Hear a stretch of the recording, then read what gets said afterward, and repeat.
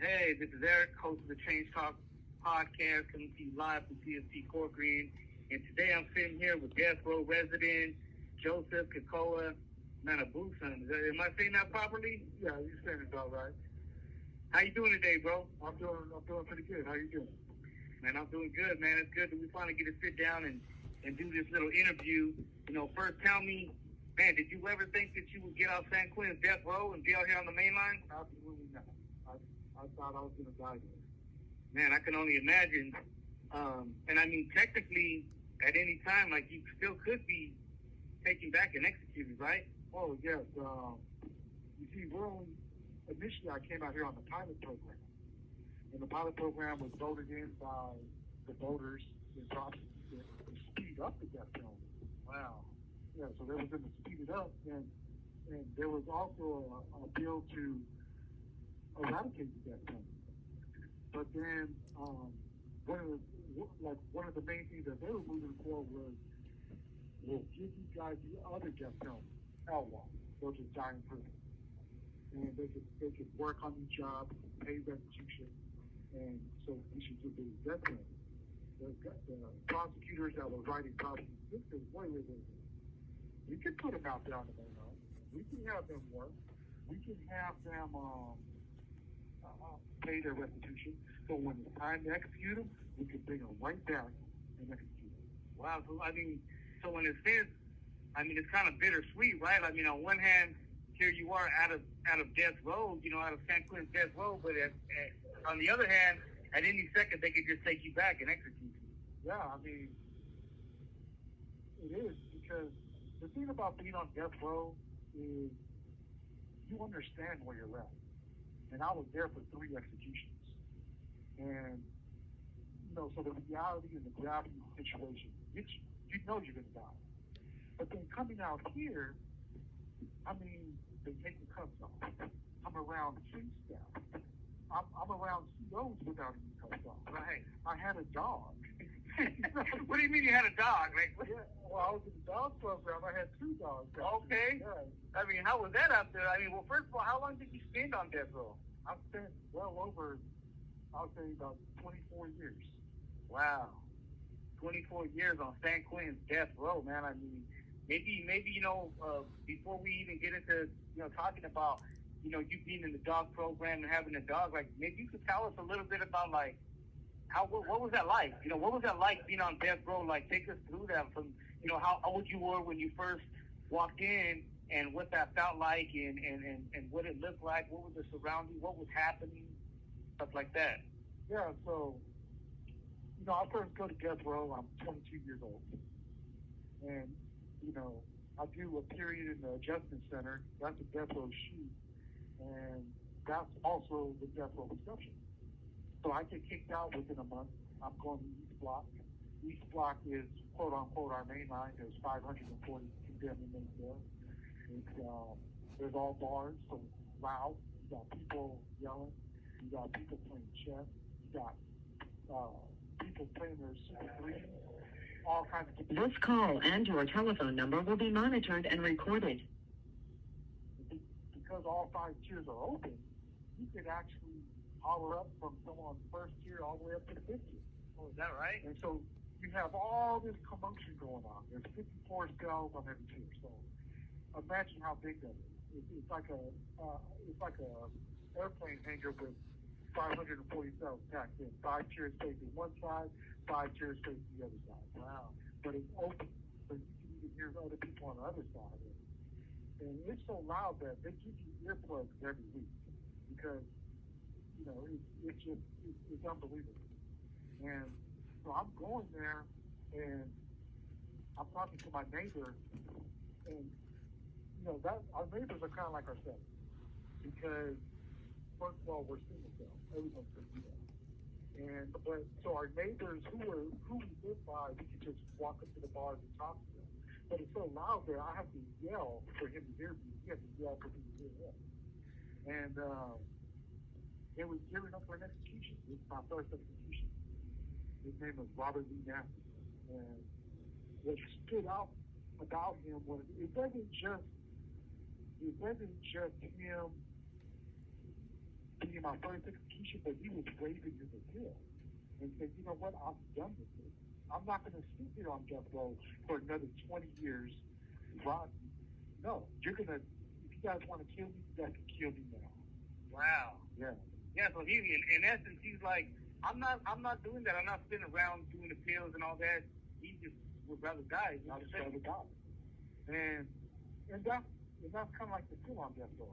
It's like, you know where you're at. You know where you're at, and you can prepare to die. And what really was really shocking was when my neighbor told me, he said, you know what? Watch how quiet it's going to get when we come to the death watch cell. Because right before they execute someone, you go to the 6th tier and North Block, and that's where you have the death watch cell, where COs are watching you 24/7. You don't have none of your property. You have all your stuff is outside of your cell. If you want the CO to change the channel, the CO will change the channel. So, you know, you have no access. You're coming out belly chain, shackled, showers, everything. And he was telling me, he's like, watch how quiet it's going to get here when they put him in the death watch cell. And I'm thinking to myself, there's no way it's going to get quiet. Yeah, so you just explained how loud it was in there, right? Yeah, absolutely. Yeah, it is. I mean, it is loud. And the next thing you know, when they put him up there, it just got dead quiet. And it's in that quiet where reality steps in. Because now you know you're going to die. And right there, my first experience at 22 years old, I've been on death row less than 60 days, and I felt it. I felt it.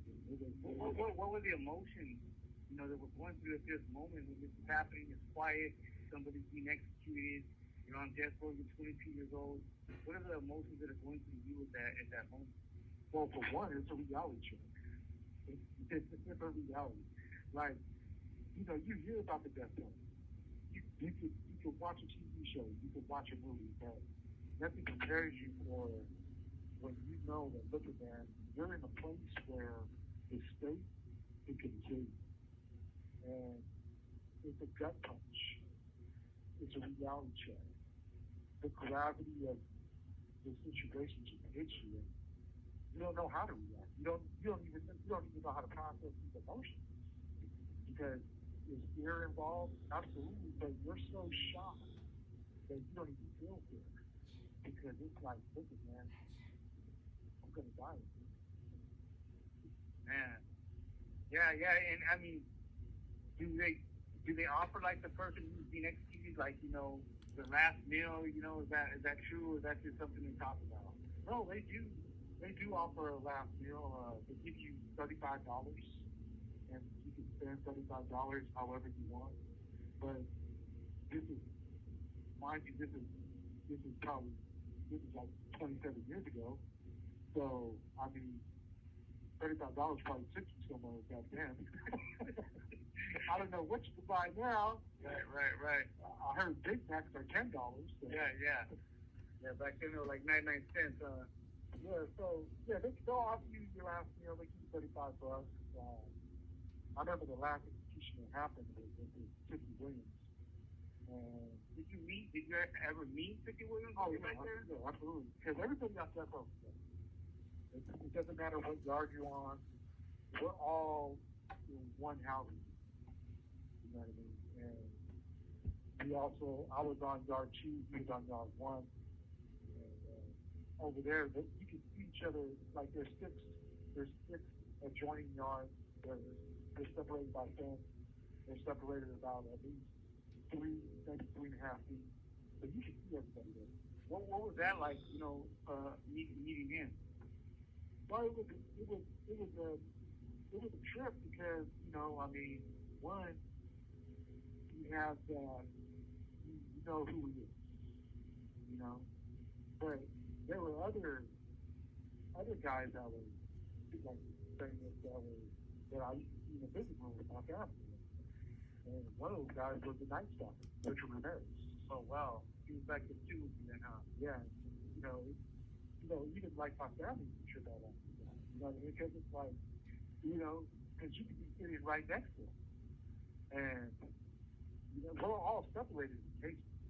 We're all separated in cases, so like this family and my family, we would all be in our own cage, so we could all see each other.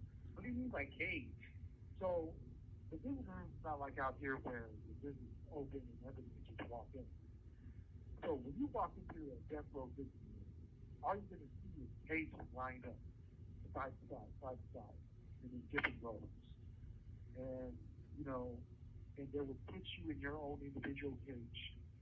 And then the cage can only allow 3 people at best. And 3 people is putting it, I mean, 3 people. This call and your telephone number will be monitored and recorded. But they put 3 people in there with you and everybody. I'll say from side to side, it's probably about 4 people. And it's probably about 6 feet long. So you can easily get crammed with 3 visitors and yourself. Wow. And so everybody's crammed in their own visiting cage, but you can see the guys right next to you. And and one of the guys that was, sure, especially while I was fighting my death sentence, I was reading about, I was reading his book and that stuff. Right. So it was a trip for being in the county jail, waiting to come to death row and reading his book, and then You have 60 seconds remaining. going to death row, and here I am sitting right next door. Wow. That's a trip, man. Taking us on that little journey. But we'll be back in a couple minutes, and we'll continue this interview. Okay, we're back with Joseph Kekoa Manibusan, and he's just been sitting here today and sharing his story about being on death row, what that was like, and he was actually just speaking about Tookie Williams and being back there with him, and even Richard Ramirez, the Night Stalker, and these are the individuals that were back there, on death row, and he's sharing his personal experience of what that was like, and so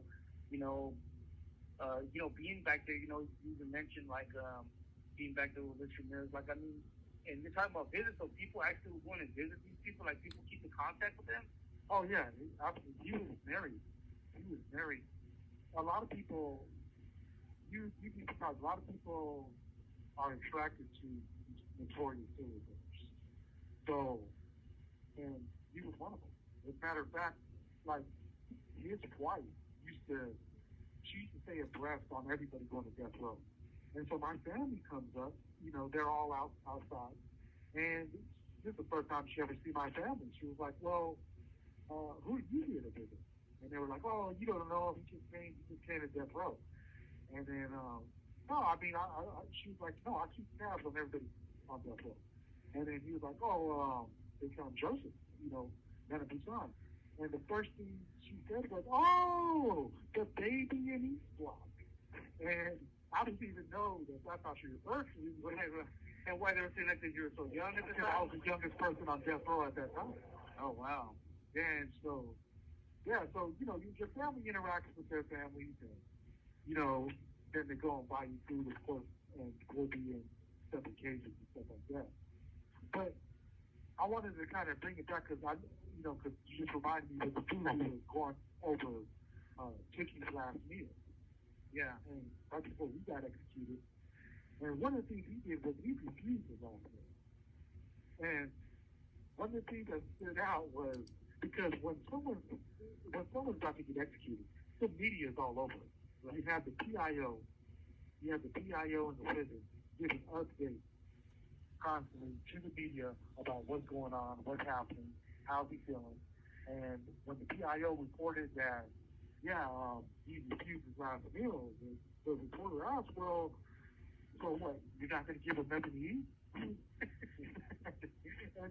And what took out was, he goes, oh, no, even though he refused to use the $35 to pay for his last meal, what we would do is we offered him a tray. And they said, a tray of what? He goes, oh, tonight we're serving chili mac. Yeah, he definitely, if he wasn't going to take, something that he could have got like a steak or something, he definitely would have taken chili mac, probably. Got no steak chili mac. And that stuck out to me because I remember eating that chili mac and it wasn't that good. Yeah, yeah. But I'll tell you one thing, back then they fed you a whole lot better. Yeah. Well, yeah, I have seen that. The meals here sure have changed, right? Oh, yeah, they dwindled. Yeah, they dwindled a little bit.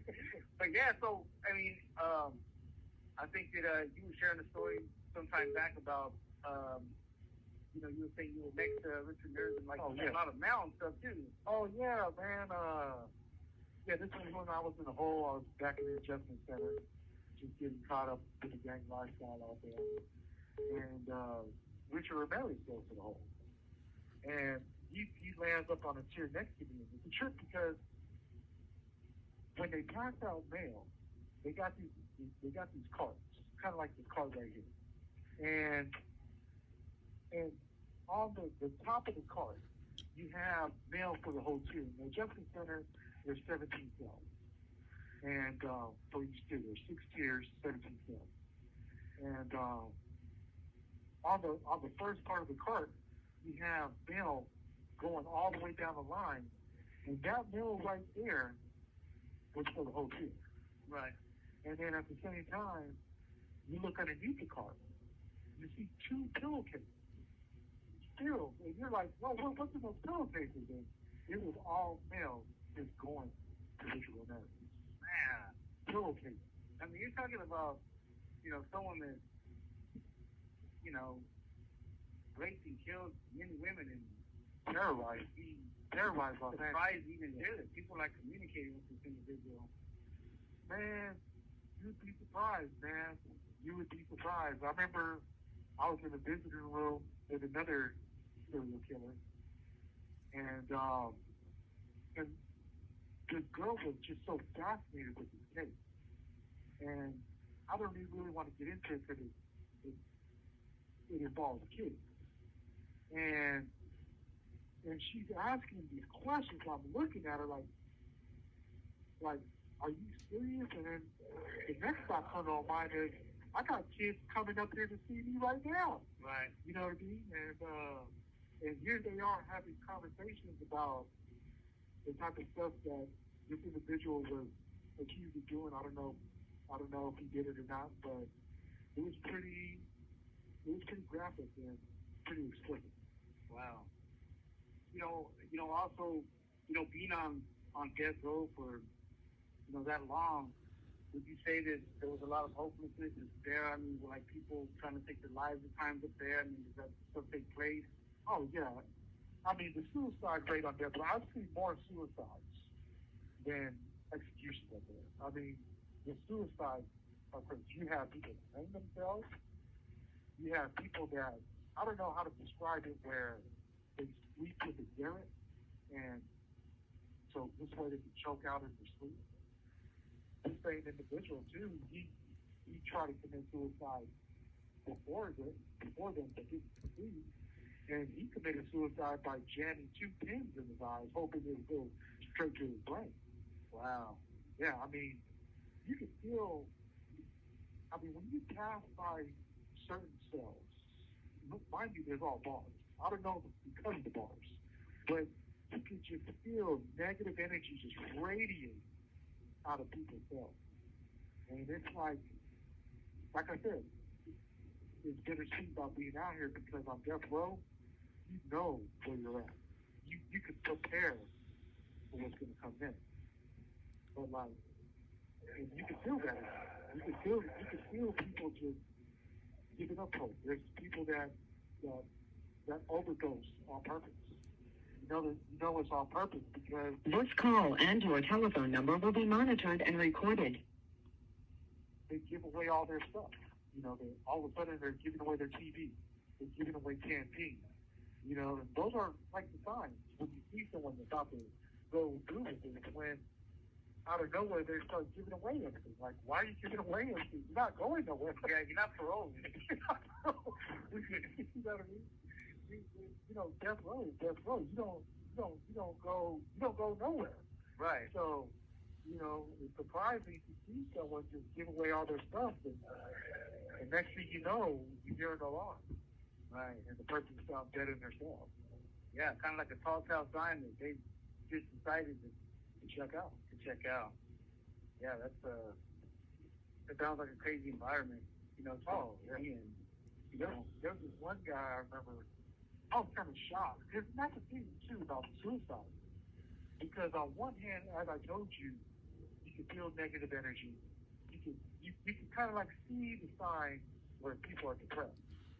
But then on the other hand, I've seen people that you never suspect to commit suicide.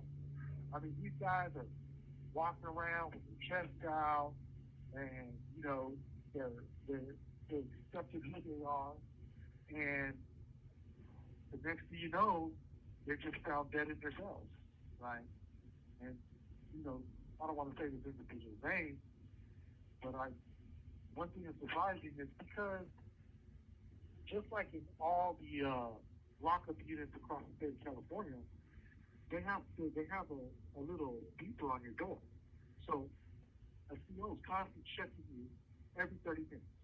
And that's how it is on death row because we're pretty much, we are most likely to commit suicide. So we have to be checked on every 30 minutes. Right. And what registers that is the beeper on the door. And I don't know how they missed it, but this guy hung himself on the bars in the front. And and they didn't find him dead until they were serving dinner. And he must have been dead for a while because when someone hangs themselves, after a while, your tongue and your eyes will pop out. And his tongue and eyes were already popped out. So that told you right there that it wasn't something that was. It wasn't on the last 30-minute check. It wasn't on the last 30 minutes. Yeah, I get that. So tell me, going through all that,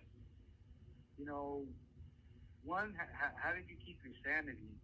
How did you keep your sanity all those years back there? And when did you have like an epiphany or aha moment where you decided, you wanted to make change in your life? And I say that because I've been with you for about 4 or 5 years since the pilot program came out here. We're on 3A yard, now we're on 3B yard. And since I've seen you, you've been involved in programs since you got out. You've been in the chapel doing services for the division you're in. And, I see a person who's at peace.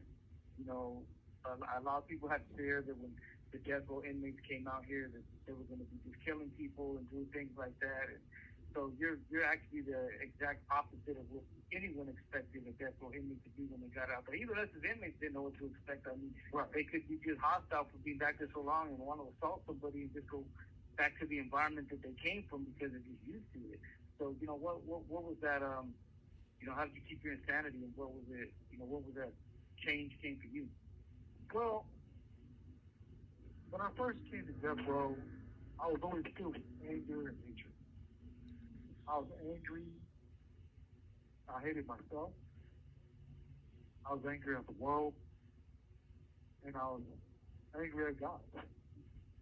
And one of the things, being filled with such anger and hatred, that was kind of the thing that actually kept me sane for a little while. But then, when I'm locked up in the hole, and in the hole, we even get less out of cell time than in East Block. In East Block's the lockup unit. But in the adjustment center, we're even locked down even more. I mean, they go out of the way to make it even more restrictive than the security housing unit in Pelican Bay. Because in their minds, this is the end of the road, so we actually have to do something more to make sure they know that they're punished. And it's sitting in that environment where my mind just closed in on me. You know what I mean? Like, all that anger and all that hatred, even though I projected it outside of myself for a long time, the root cause of it was within myself. And the main person that I hated and the main person that I was really angry at was myself. And I didn't even know until I started reading that I was suffering from depression, and so here I am, depressed, angry, and just filled with hatred. And I got to a point to where I said, you know what? I can't continue to live like this. I can't live day to day like this because You have 60 seconds remaining. It was rough. And the thing is I lived like this my whole life. And This call and your telephone number will be monitored and recorded. I just had enough of living in such misery.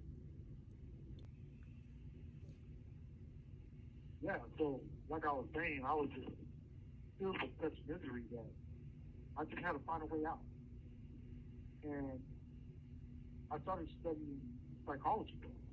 I wanted to understand myself, and I wanted to alleviate somehow this depressive state of being. And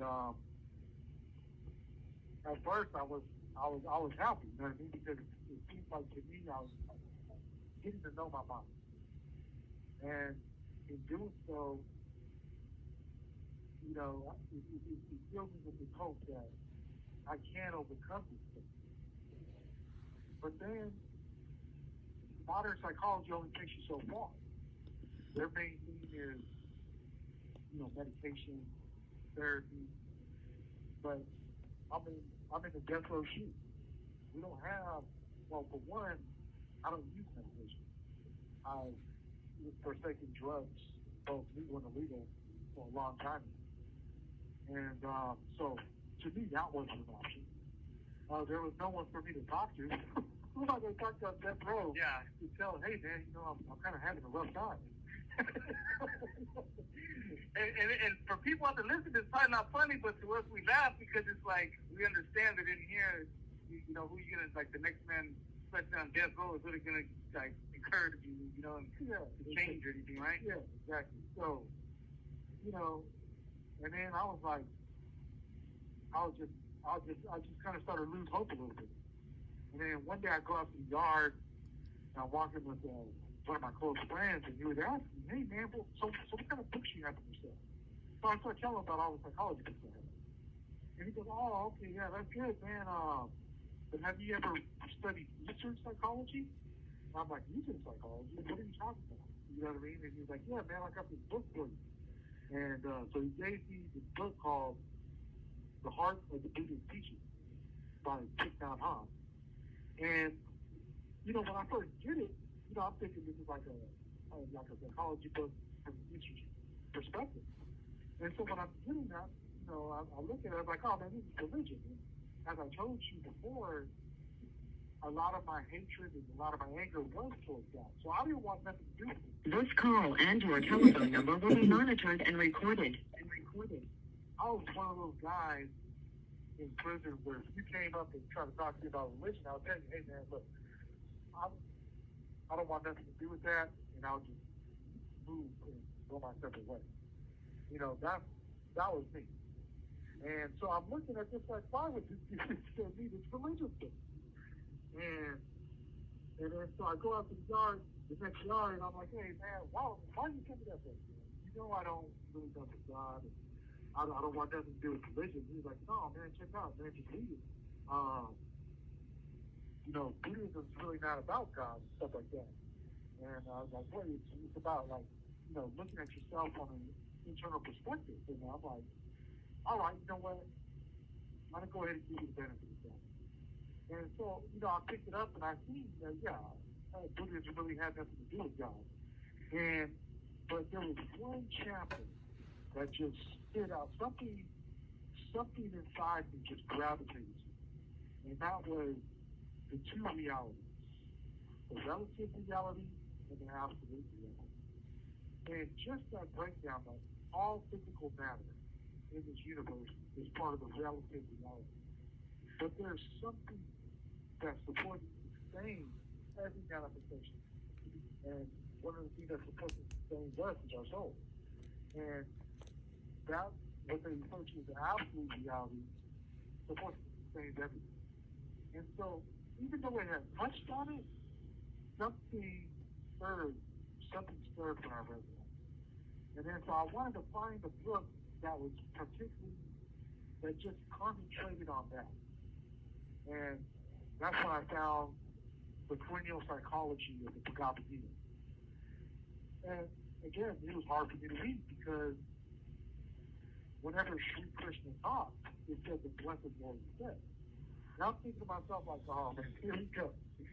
And then, but I'm thinking to myself, I just have this feeling though, like, you know what, just finish the book.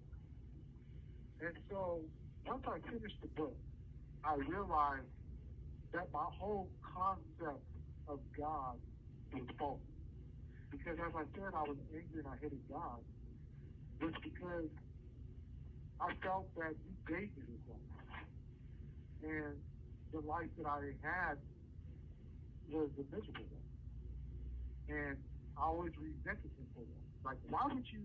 I could understand, especially at 12 years old and I'm homeless, living on the streets, and I see other kids with their families. I couldn't comprehend why everyone gets to have a mom and dad and I don't have anything. I have no one to take care of me. I have no one to look after me. And I just could not understand it. And that was my faulty perception of God. Like, why would you give me this life? Why would you make me live this life? And I couldn't comprehend that. And but what I realized from reading the end of the book, that life is what you make it. Now God gave us this gift, but we are the architect on how that life is going to be. And so once I had that understanding, I reread the Clinical Psychology of the Bhagavad Gita. And one of the things that it teaches you is how to go within yourself and start to master your mind. And so I took that seriously. I read it the second time, then I read it the third time, but the third time I'm making notes of all the mental practices that I could use to overcome my mind. And so once I had all that written down, I put my TV under the bunk, I put my radio under the bunk, and I just sat with myself. I sat with myself, and the first technique I did was organize my mind. And by organizing my mind, it was separating positive thoughts from negative thoughts. And I was shocked because I realized that I was attached to negative thoughts all my life. Like, to me, I was such a negative person that any negative thought that came, I automatically believed. Especially for the fact that as a kid, you know, my dad, he used to say negative things about me. And as a kid, I couldn't differentiate what was real and what was not. So as an adult and as a father, I believed what he said about me. I believed that I was nothing. I believed he used to always tell me that I wasn't his real son, and that I must have been switched at birth. And he used to always pick on me, and I thought that there was something wrong with me. And you know, nothing could ever break me of that. And so that's what really started me with the identification with negative thoughts, with negative feelings, with negative emotions. So whenever anyone said something negative to me, I automatically believed it was true because that's the pattern that I've had since a child. And so everything that was said negative about anybody else, I would automatically gravitate and think that was true. And I was just so caught up in that. And I could have a positive thought, but then the positive thought, I could look at it and I would question it. Like, because positivity was so foreign to me, I didn't even think it was real. I doubted it. Anything that was said positive about me, anything that was said positive about anybody else, I questioned. That can't be right. You know, now if you say something negative about me, or you say something negative about something else, then that's the truth because I really see that negativity as truth.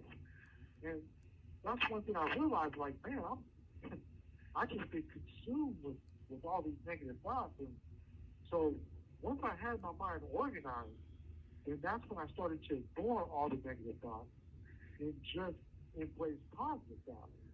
And that alone right there just changed me overnight. Because all actions begin with thought. If you're filled with negativity, you're going to express negativity. You can't, how can you expect positive actions from someone that is negative or feeling negative? The old saying goes, misery loves company. Miserable people are attracted to misery. And that's what negativity is. Negative things are always attracted to negativity. That's why I've always believed anything negative about someone said about someone else, about myself, because to me, that was true. And that's what I gravitated to. And so it's like it's the law of attraction. And so, and you see that. You also see also people just all kind of potential. And one of the things is that, man, it's just, one of the things that did, I didn't realize how that just dictated my entire life. And once I was able to ignore it and just embrace the positive thoughts, in a sense that was bittersweet. Because, the reason why I'm on death row is I was expressing misery.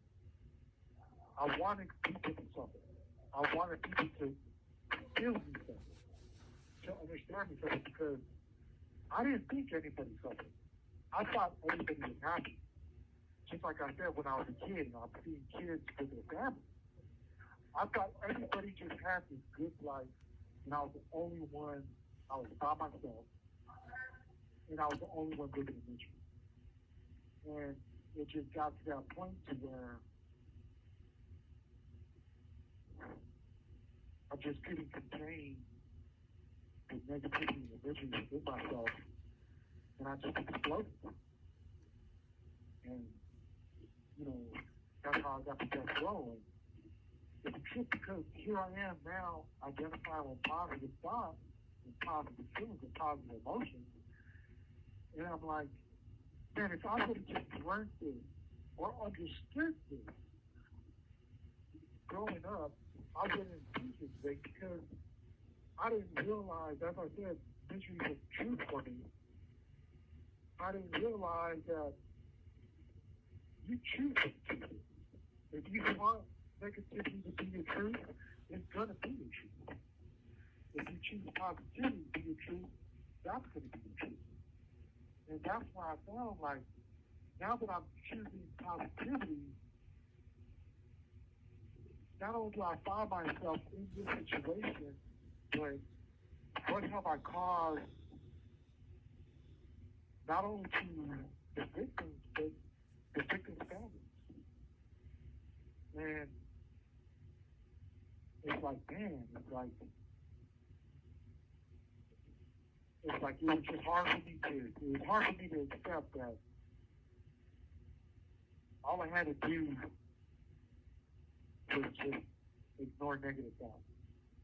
And that This call and your telephone number will be monitored and recorded.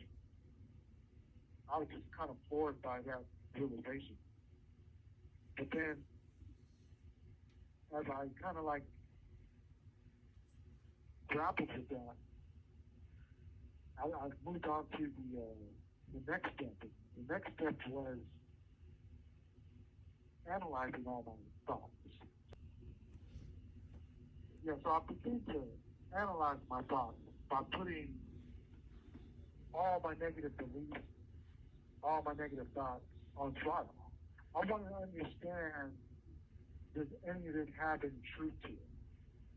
And that was another shocking realization that a lot of the stuff that I believed to be true had no foundation in truth.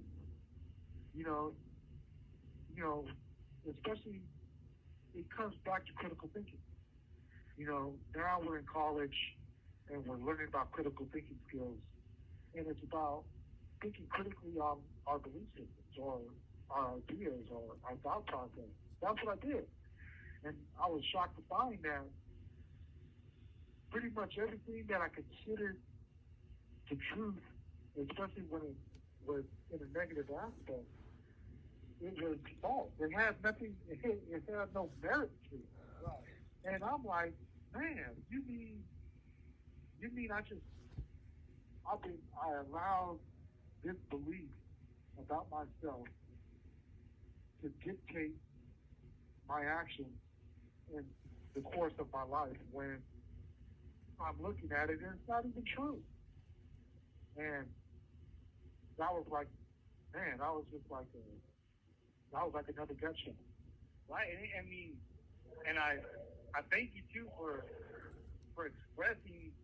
You know, I was getting emotional over here just hearing you, go on these journeys, and it gave a clear picture of, the way that your mind was working at the time that you were back there, angry and frustrated and negative thoughts that had affected you to this moment where you started to think clear. Maybe it was reading those books that, opened your mind to something positive, and that triggered something within you to start searching deeper. So I appreciate that, taking us on that little journey, because it gives us a clear picture and understanding of, when one person does go from that moment to deciding to make change in their life, and it does begin with our thoughts, because thoughts cause action, right? And a lot of that is learned behavior. Right. Things that were learned were taught, sometimes from our own parents, and we carry that, into our adolescence, into our adulthood.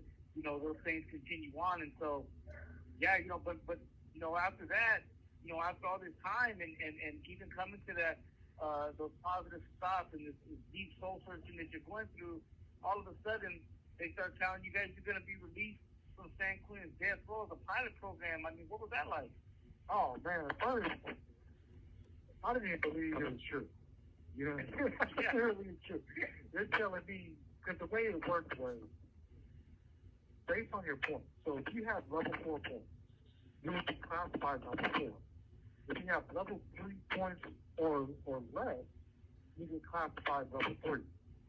When I went to committee in 2020 on my annual, I had 19 points at the time.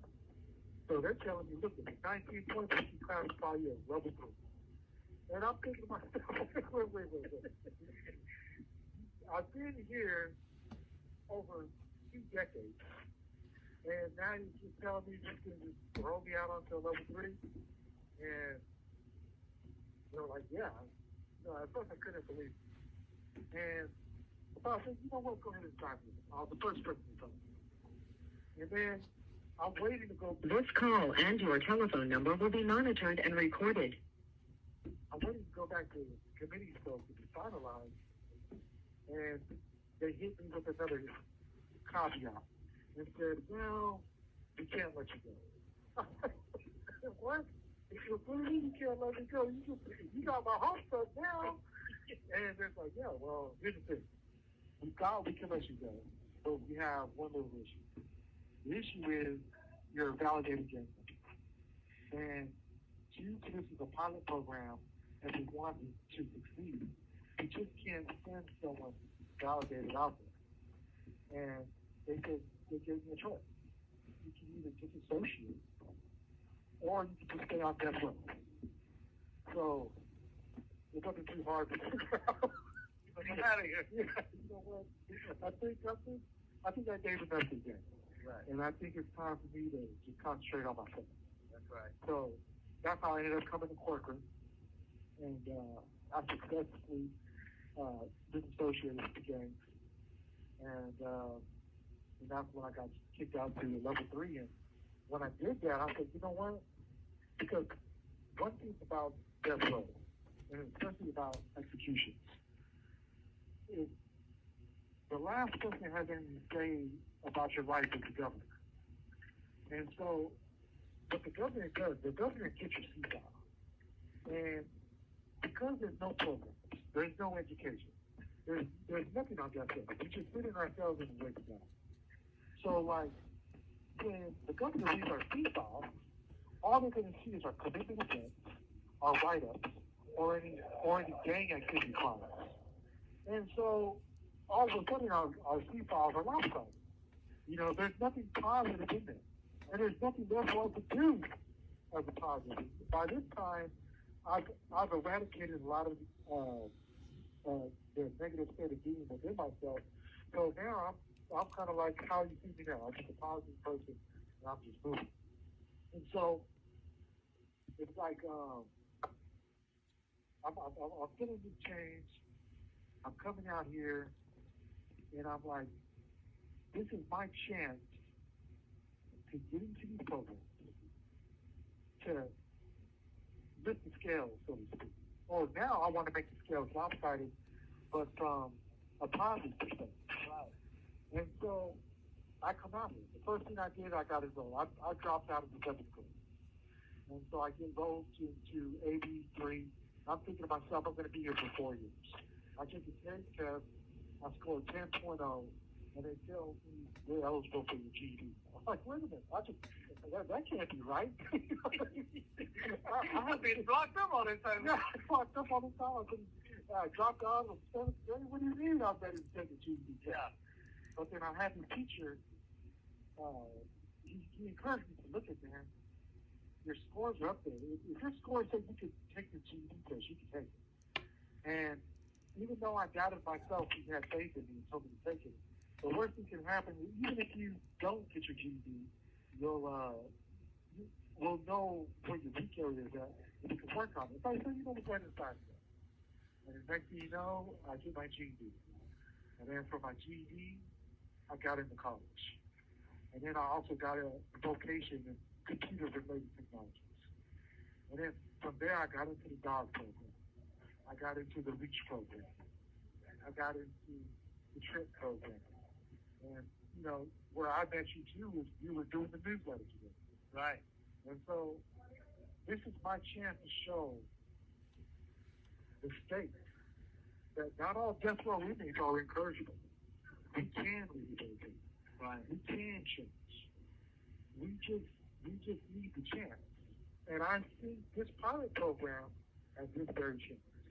Right. And today, not only have I accomplished a lot, but as you know, I just got accepted into the OMCP to be a certified drug and alcohol counselor. Right. You're going to be a fellow OMCP brother. Yeah, you know, so, and now it's all about giving back to the community, giving back to people, because my life, it all started with drugs.